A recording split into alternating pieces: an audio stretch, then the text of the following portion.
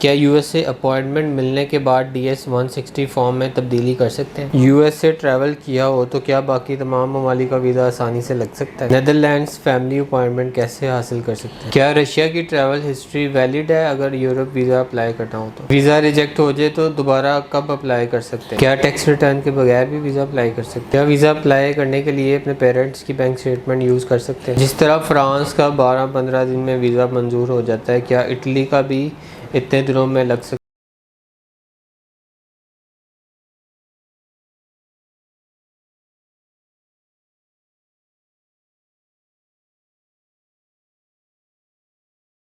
बिस्मिल्लाहिर्रहमानिर्रहीम व तुइज़्ज़ु मन तशा व तुज़िल्लु मन तशा। अस्सलाम वालेकुम। उम्मीद करता हूँ सब देखने वाले खैर खैरियत से होंगे।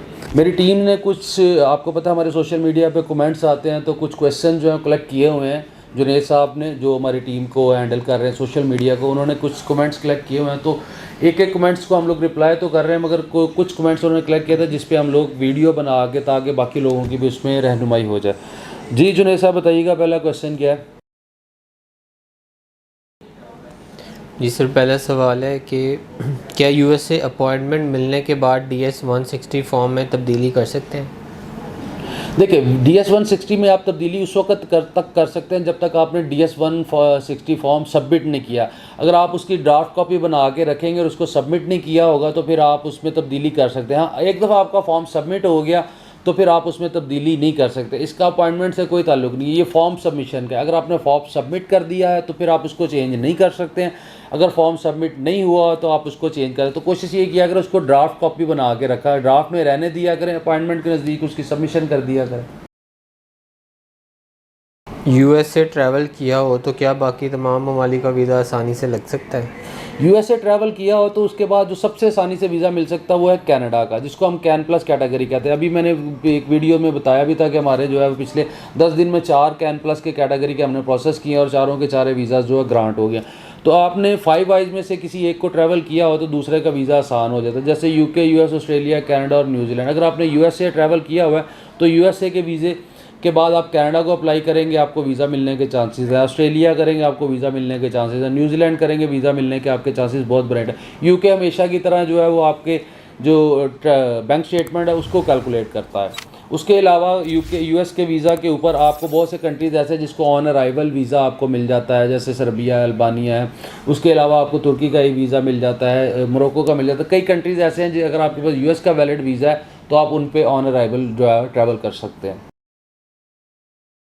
नेदरलैंड्स फैमिली अपॉइंटमेंट कैसे हासिल कर सकते हैं? नीदरलैंड की जो है ना, अब फैमिली अपॉइंटमेंट्स आपको पता है VFS से अपॉइंटमेंट मिल रही हैं। अभी जो अपॉइंटमेंट है वो आज से 2 महीने बाद की ओपन हो रही हैं। कराची से इजीली अवेलेबल हैं, वो डेट्स जो है जल्दी मिल रही है विज़िट वीज़े की। अगर आप फैमिली में ही जाना चाह रहे हैं ना तो नीदरलैंड में की बजाय आप फ्रांस में चले जाएँ। फ्रांस के अभी मैं कुछ एक वीडियो में बता रहा था, एक वीडियो में कि हमारे तकरीबन 10 दिन में 15 वीज़े जो है वो ग्रांट हो के आए।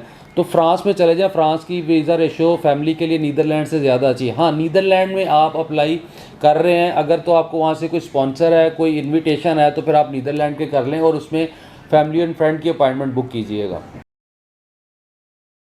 क्या रशिया की ट्रैवल हिस्ट्री वैलिड है अगर यूरोप वीज़ा अप्लाई करना हो तो? बिल्कुल, ट्रैवल आप कहीं का भी करेंगे तो ट्रैवल हिस्ट्री काउंट होती है। चाहे आप रशिया कर रहे हैं, इवन आप सऊदीया कर रहे हैं, दुबई कर रहे हैं, तो ट्रैवल हिस्ट्री आपकी काउंट होती है। आप आगे अप्लाई कर सकते हैं, इसमें कोई इशू नहीं। वीज़ा रिजेक्ट हो जाए तो दोबारा कब अप्लाई कर सकते हैं? देखिए, अगर आपका वीज़ा रिजेक्ट हुआ है तो आपने फिर, अगर आप सपोज़ कर लेते हैं हम शेंजन का आपका वीज़ा जो है वो रिजेक्ट हुआ है, आपने शेंजन को आप दोबारा रीअप्लाई करना है तो सबसे पहले अपने प्रोफाइल को चेंज करें। प्रोफाइल को कैसे चेंज करेंगे?